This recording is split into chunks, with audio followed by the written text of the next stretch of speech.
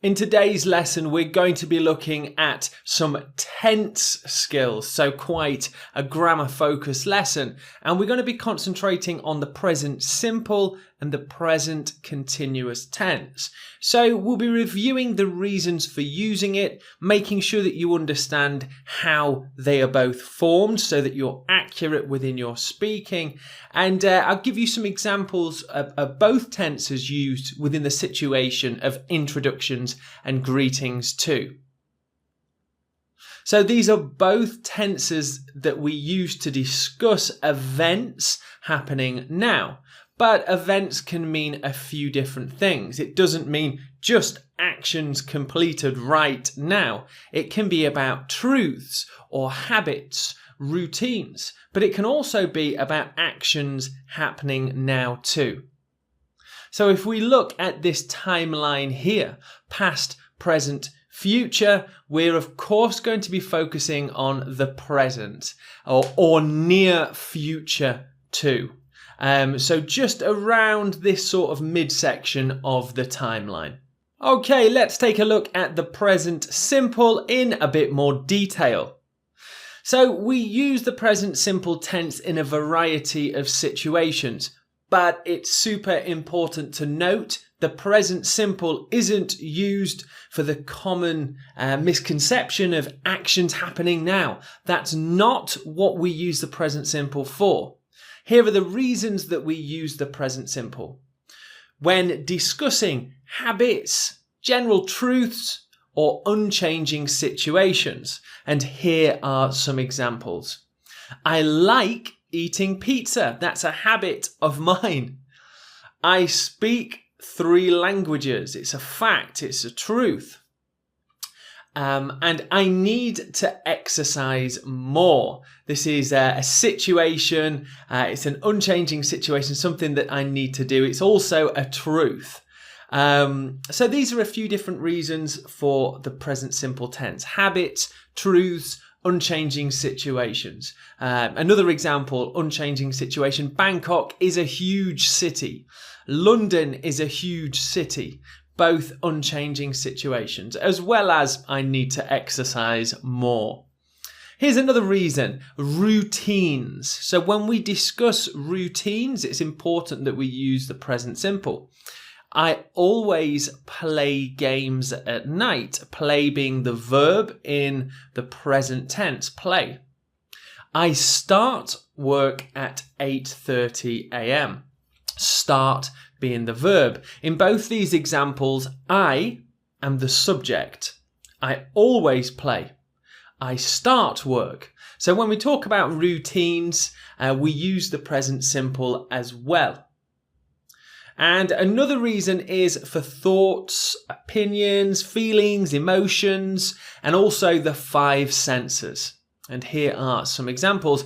I love my parents very much. Love being the verb. I am the subject, my parents are the object in this sentence. She learns Spanish at college. She is the subject, learns is the verb, and Spanish at college is the object. Spanish being the object there. And I've actually underlined this verb form here, learn, which becomes learns. So when the subject is in the third person, meaning he, she, it, or a person's name, the verb must have an S added to the end of it. Hugely important for our grammatical accuracy. Let's see an example. Katie swims for her local team. So there, the verb swim needs the S because I'm talking about the subject in the third person. Katie swims for her local team. So this is a really important little detail in forming the present simple, especially within the third person. Okay, let's take a look at the present continuous. So the present continuous is mostly used for 3 reasons. Actions happening right now. So when people talk about the present tense, this is what they consider to be the whole purpose of present tense. Actions happening right now, correct. Am I right? Actually, that's not true, as you just saw. Present simple tense is completely the opposite of actions happening right now. Habits, routines, feelings. The present continuous can be used for that common misconception, that idea that, well, the present tense is just for actions happening right now. The present continuous can be used for that, such as, the guests are arriving now. Subject, guests. To be, the verb are. Guests are arriving, ing, now. The computer is, verb to be, is loading. The computer is loading, ing, load, loading.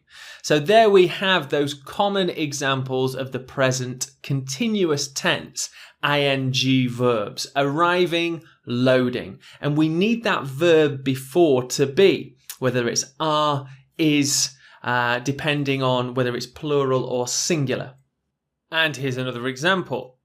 For a longer action that's in progress, this doesn't necessarily mean it's happening right now, but it's ongoing. It's something that is happening over a period of time as well as roundabout now during the present. Here's an example. I'm studying to learn English. That might mean that I'm not in an English book right now studying, but in general, I am studying English. She's practicing martial arts. So she's a student of martial arts and she spends time practicing martial arts. And here's our last reason, near future plans. We're going on holiday next week. We're going on holiday next week. So a near future plan. I'm seeing my friends tomorrow. So we have a few examples of near future plans there. Okay, let's jump into a live video where I'll give you a few more examples of the present simple and present continuous in use. We'll begin with the present simple tense, and in all honesty, it's pretty easy to form. Simply put, it's the subject, I, he, she, it, they, us, we, plus the infinitive, the verb, sleep, eat, play, read. If you want to make it into a negative, you will have to either add doesn't or don't. She doesn't read. We don't eat spicy food. So you need to also add doesn't or don't to turn this into a negative phrase. So basically, subject plus verb. Don't and doesn't if you want to make it a negative. In terms of eating and introductions, here's a few phrases that you can use that are actually in the present simple. It is nice to meet you. It is, contraction, it's nice to meet you. And it's just a general truth. It's so nice to meet you. Very formal and very polite. It's nice to meet you. If you were to try and end a conversation during an introduction or greeting at whatever event it may be, you could say, I hope to see you again. Again, this is a general truth. Hope to see you again. And it's very friendly, formal, but it's not too polite. Hope to see you again. And then you can close the conversation. The present continuous is just a little bit more difficult to form than present simple, but it's still not that tough in all honesty. We have subject plus verb to be, which would be is, am, are, one of those three, plus the verb ing. So it's subject plus is, am, are, plus verb ing. I am currently studying English. I'm studying English. They are there. They're studying English in school. So there we can see a couple of examples using is and are.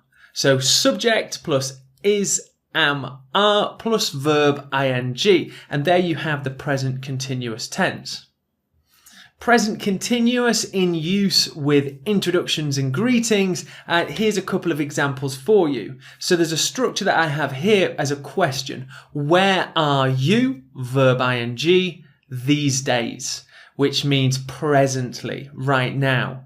Where are you living these days? It's quite a polite structure and quite friendly too. Where are you living these days?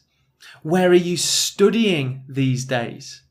You could even change it up for where are you working these days? So a really useful structure in terms of being able to carry that conversation within introductions and greetings. Generally within introductions, especially if it is an event such as a party or meeting, you may be asked, are you having a good time? A question in the present continuous, to which you can respond, yes, I'm having a great time, thank you. Or you could change the adjective great, good, okay, I'm having an okay time, thank you. But the structure is still very friendly and polite. I'm having a great time, thank you. A really good way to answer that really common question. You having a good time? I'm having a great time, thank you. Okay, so that just brings us to the end of this lesson and review on tense for the present simple and present continuous. Very useful in a range of situations. And it's important to remember that the present simple is not just about actions happening right now. If you've got any questions, jump into the Q&A section.